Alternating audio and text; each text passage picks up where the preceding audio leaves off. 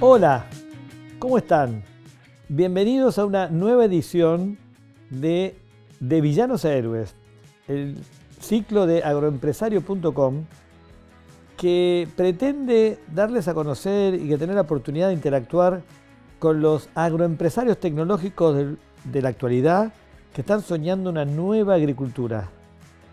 Aquellos que están trabajando por una agricultura más sustentable, una agricultura que mejore el ambiente. Y hoy tenemos con nosotros el privilegio de tener a mi amigo Diego Jotter, CEO y cofundador de UCropIt, que vamos a profundizar con él un tema muy apasionante que es la trazabilidad. Cada vez son más los consumidores que se preguntan ¿qué estoy comiendo? Son cada vez los consumidores que dicen yo no quiero tener problemas con tal cosa o con tal cosa, quiero estar seguro que lo que estoy comiendo es lo que me están vendiendo. Esto es un gran desafío para una agricultura que durante milenios ha trabajado en base a commodities, que Diego tiene la certeza que está en camino de solucionarlo. Contanos un poco qué tan serio es el problema. Bueno, el problema es un cambio de un paradigma. Vos lo dijiste bien, hace 10.000 años sembraba trigo por primera vez y en el mundo tenía un solo problema. Básicamente era cómo incrementamos la superficie, alimentamos una creciente población con mayor proteína vegetal y básicamente era sembrar cultivos, cuidarlos, cortarlos y venderlos. El problema era el hambre, fundamentalmente. Bueno, vos lo dijiste muy bien, ¿no? Hay un gráfico que mostraste, es un evento donde en la época del 70 el hambre era una gran epidemia del mundo y después, hoy creo que es el 10% de lo que era, por la innovación tecnológica, pero ese era el problema. Hoy al problema ese se le sumó el problema de los gases invernaderos. La agricultura representa un tercio de la producción de gases que recalientan el globo en términos continuos. El impacto ambiental, la agricultura industrializada que llamó a resolver el problema del hambre generó un impacto negativo hacia la desertificación o un impacto negativo en el cambio de uso de suelos.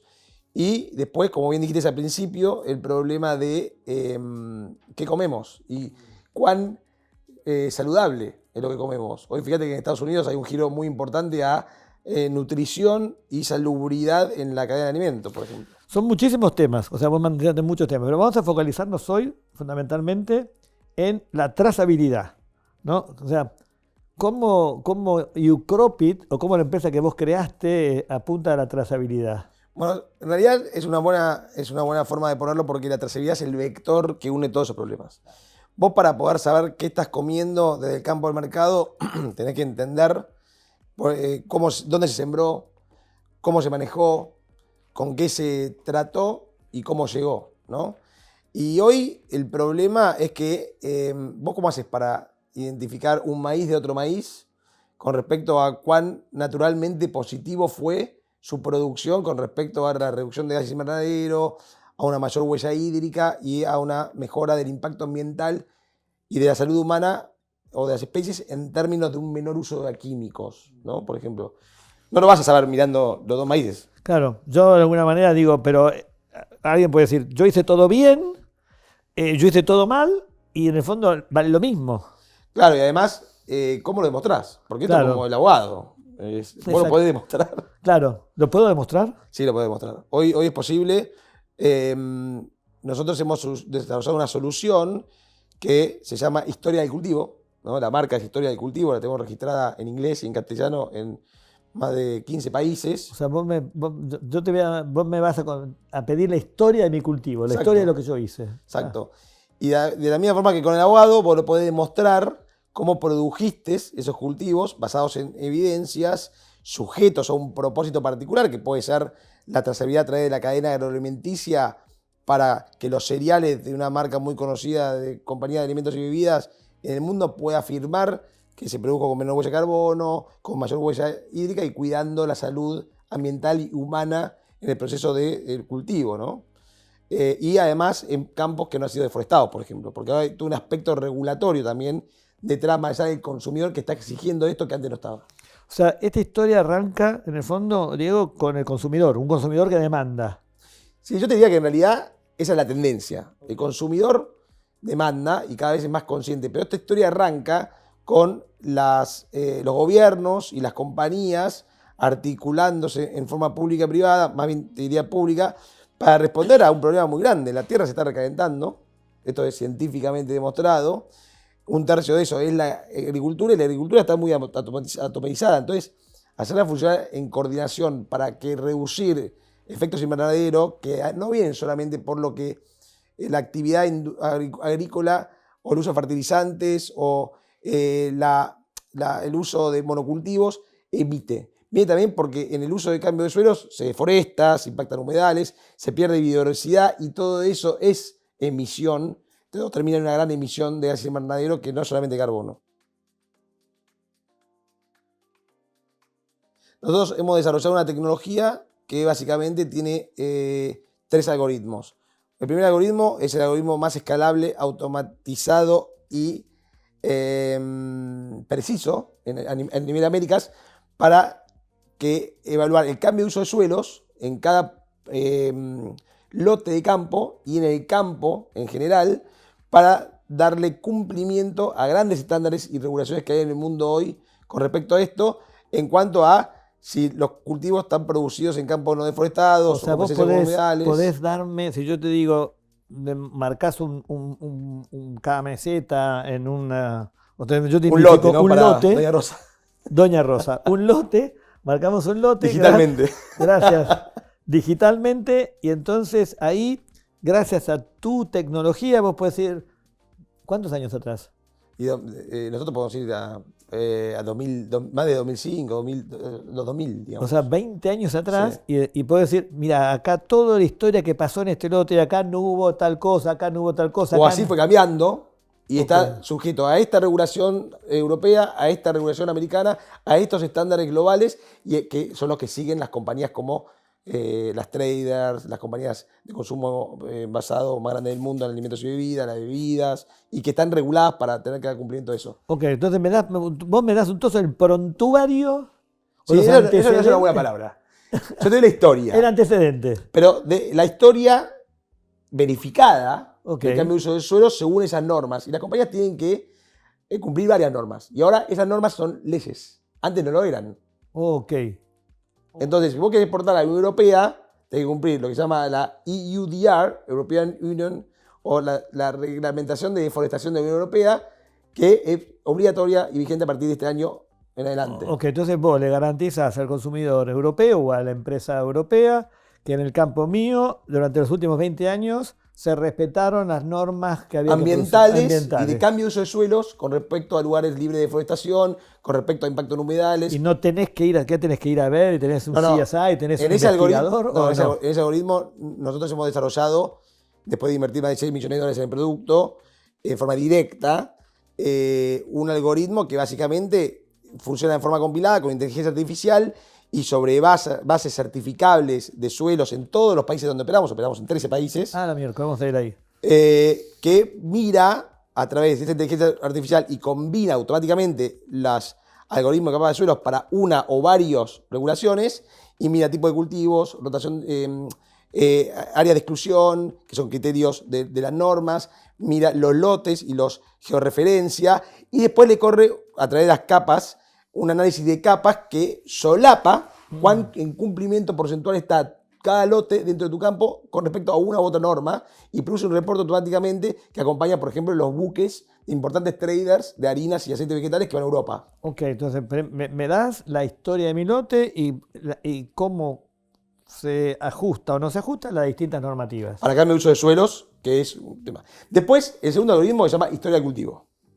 O crop story en inglés, lo tengo que decir porque perfecto. ambas son marcas registradas de UCropit a nivel global. Y esa historia del cultivo lo que hace es ver los cultivos que se siembran sobre esos suelos, cómo desde la siembra hasta la cosecha ese cultivo se manejó con prácticas o regenerativas o de bajo laboreo o de uso responsable de fertilizantes y cultivo de protección y qué genética se utilizó para mejorar, maximizar la huella de agua, para reducir Claro. el dióxido, la Vos remoción de dióxido de carbono. certificás todo lo que se hizo en ese campo que ya estaba certificado o analizado. Claro, pero que está analizado para el uso de suelos, ahora estamos viendo los cultivos Lo que se usó. que están parados arriba de la tierra. El uso. ¿No? ¿Y el tercero? Y también es para ganadería porque las patas de la vaca y la soja parada sobre la tierra es lo mismo. Exacto. Y eso, básicamente, para dar un pequeño detalle, tenemos datos en forma automática de maquinarias, de sistema de gestión de los productores y demás, y los apilamos en un almacén de inteligencia artificial que los clasifica y los verifica armando en blockchain una narrativa, que es un historial del cultivo, que básicamente verifica para el propósito de métricas que usan nuestros clientes corporativos. En esto siempre el cliente nuestro es la empresa de consumo masivo, el trader, de biocombustible, lo que fuera, o de insumos del agro, y el productor es un usuario gratuito de aplicación. Pero esa empresa... Pará. Yo me imaginaba al productor agropecuario cargando todos estos datos, se vuelve loco. No, nosotros hacemos esa carga por ellos a través de sistemas que hemos preparado para extraer la información y que automáticamente se digitalizan y se agrupan. No tengo que cargar planillas. No, el productor no tiene que cargar planillas. Y el productor no paga por esto. No, y recibe su historia de cultivo verificada y tiene a su control y decisión la forma de compartirla con una empresa que lo premia por usar esos datos con el usufructo cedido por él en el uso de datos para llevarlo a una afirmación, a un claim en su producto, en una caja de cereal. ¿Quién te paga por eso? ¿Quién te paga? ¿Quién es tu Bueno, nosotros tenemos cliente? compañías hoy, trabajamos con Nestlé en México, trabajamos con Mondelez en Argentina, trabajamos con Moniosagro, con Cofco. O sea, las compañías de alimento te pagan a Ucropit por la información que vos le das, obviamente autorizada. Con el derecho del productor de cederla para un propósito específico para medir, inicialmente para medir y potencialmente hacer afirmaciones que estén interesadas a quién, cómo, cuándo y dónde. Porque vos sabés bien que, como se ha regulado esto, también lo que se ha normado es el tema de evitar la contingencia de lo que se llama en inglés greenwashing, que es el lavado verde, que es hacer afirmaciones que no la puedes mostrar sobre tu impacto ambiental. El chamullo ambiental, ¿no es cierto? Claro. Que yo hago todo bien. Ahora, la pregunta que me hago acá, muchos están haciendo, che, suena bárbaro, pero ¿cuántos son? ¿5 productores que te hacen todo esto? Nosotros tenemos cerca de 4.000 en la plataforma, trazamos 22 millones de hectáreas por año. 22 millones de hectáreas. Sí. En 13 países, últimamente estamos operando en Kazajstán y Ucrania. 22 millones de hectáreas. Sí, 13 países. 13 países. Wow. O sea, cuando la gente empieza a decir, está cambiando la manera de producir alimentos, a la gente le importa cómo se produce. Porque hay que entender una cosa, Carlos. O sea, está pasando. Está pasando porque estas métricas que al final se derivan y que empiezan a ser muy importantes por la normativa global de la regulación y la tendencia del consumidor, se están volviendo atributos del producto, como es calidad, diseño, precio. Mañana, yo te digo, yo lo vengo diciendo vos me escuchaste varias veces, en los próximos 5 años no va a haber un cultivo sobre la faz de la tierra que no tenga medido por lo menos un atributo en forma verificada de su impacto ambiental o de su impacto en la salubridad. Y si yo, el que está viendo este programa, dice, pero yo estoy haciendo maíz, tranquilo, no me juro más a nadie, lo vendo, ¿qué le decís?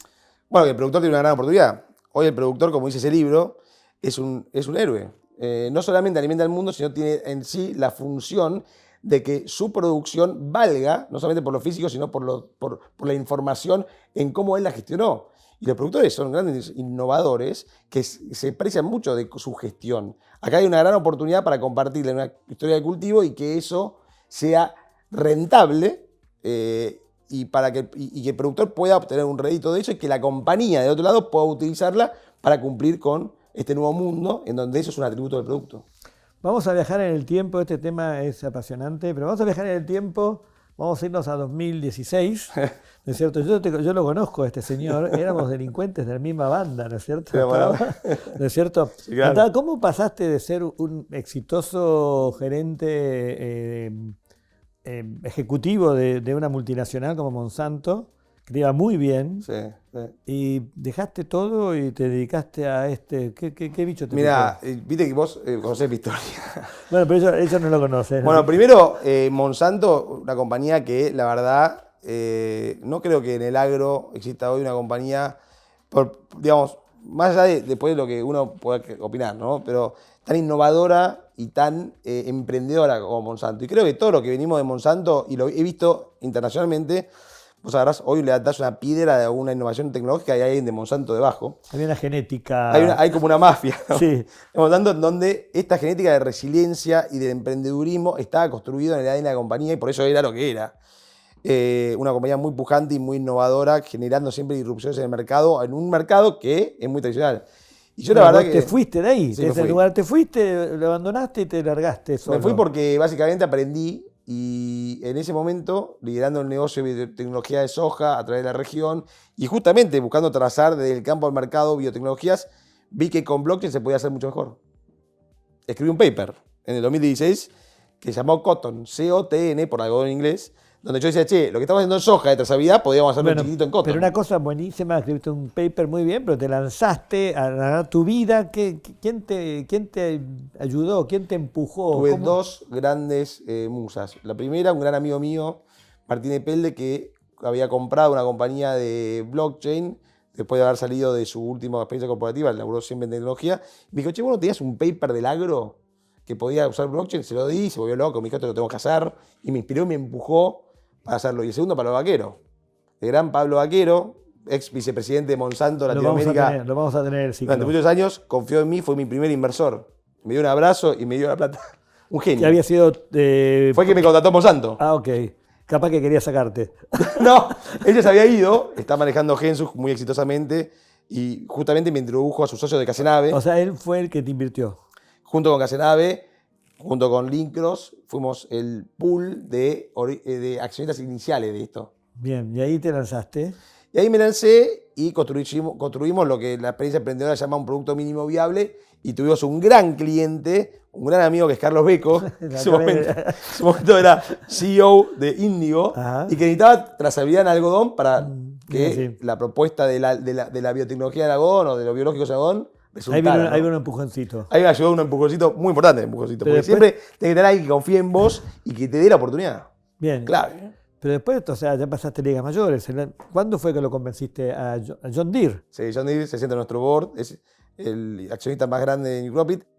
Estoy hablando de John Deere, Estados Unidos, del Moline. Deere Company, sí, la holding. ¿Cómo lograste convencerlo? Bueno, nosotros entramos a través de Bernie Llorente, un grande, y también muy bien gestionado a través de mis socios. Tengo, además de Martín y Pablo, dos grandes aciertos también, que es que tengo dos socios, dos cofundadores, Marco Bota y Matías O'Keefe, COO y CTO de la compañía, que también ambos grandes resilientes, grandes emprendedores y que nos complementamos excelentemente. Sin ellos esto no hubiese pasado. Y en ese momento, John Deere, nosotros habíamos entrado en un proceso de aceleración global con John Deere. Fuimos una de las 6 compañías que John Deere había elegido en el 2021 para ¿Qué quiere decir aceleración? Aceleración es cuando te agarran y te dicen, te voy a ayudar, te voy a acompañar. ¿No? Son programas que en el mundo del emprendedurismo, no solamente en el agro, en todos lados, existen y te ayudan a ir de 0 a 1, ¿no? A acelerar tu desarrollo. Es muy difícil crear. Vos tenés que meter energía, recursos. Estos te orientan. Y nosotros participamos de muchos de esos.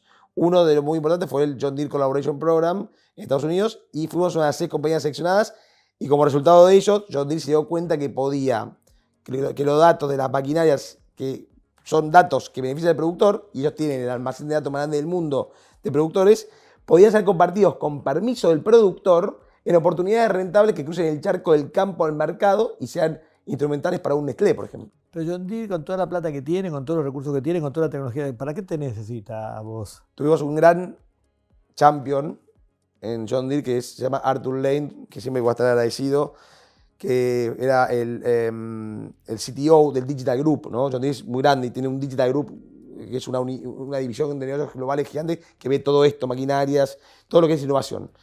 Y Arthur, cuando hablamos de este problema, yo le digo, pero Arthur, estamos sentados en el Digital Group, ahí en las oficinas de Urbandale, Estados Unidos, y le digo, pero vos no tenés charlas con las compañías de consumo masivo todos los días sobre cómo los datos podrían escribir historias que sean importantes para los consumidores. Estás describiendo mi día a día, pero cuando queremos pasar de 0 a 1, las prioridades de estas compañías te terminás en la prioridad 5000 y no lo podían ejecutar.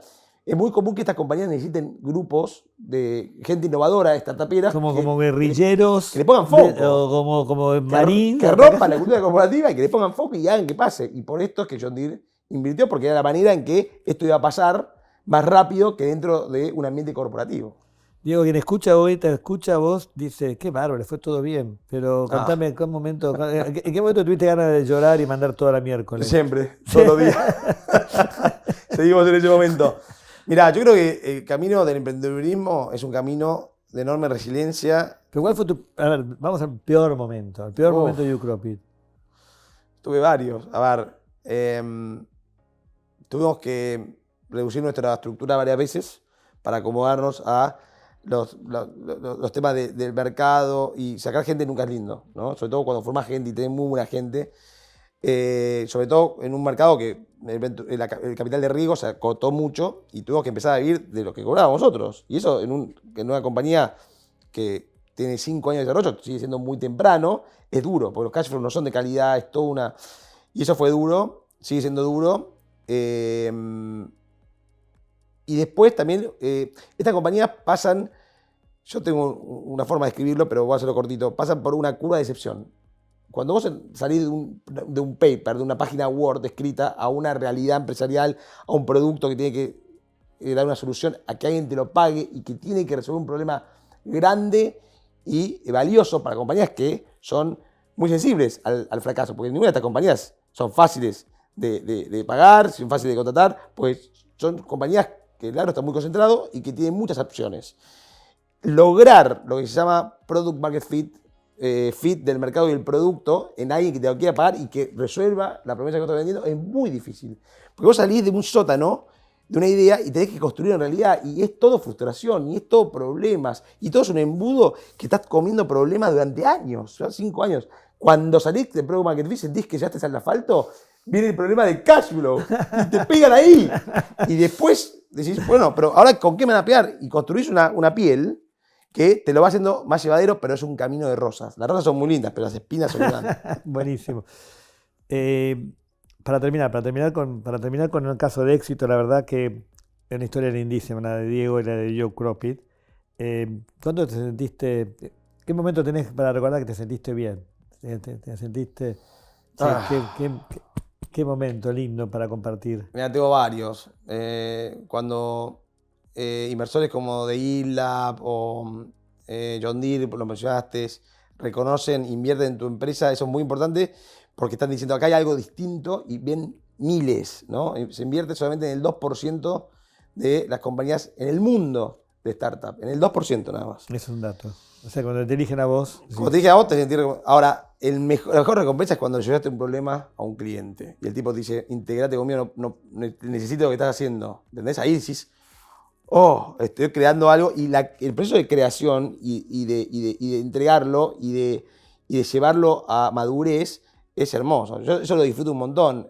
Lo que quiero es que eso me pase todo el tiempo y que los problemas sean otros, pero la realidad es que, me han dicho muchas veces, tratá de disfrutar el camino. No es menor la palabra tratá al principio. Está buenísimo.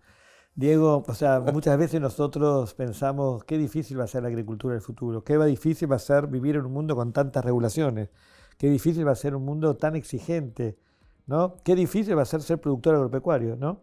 Bueno, tener la ayuda de YouCropit para estos momentos nos va a ayudar a ser de villanos a héroes. Sí, seguro. Por supuesto, además, con vos es seguro que va a estar garantizado el éxito en ese sentido. Gracias Diego, un placer y muchas gracias por acompañarnos en otra edición de este ciclo de Villanos a Héroes.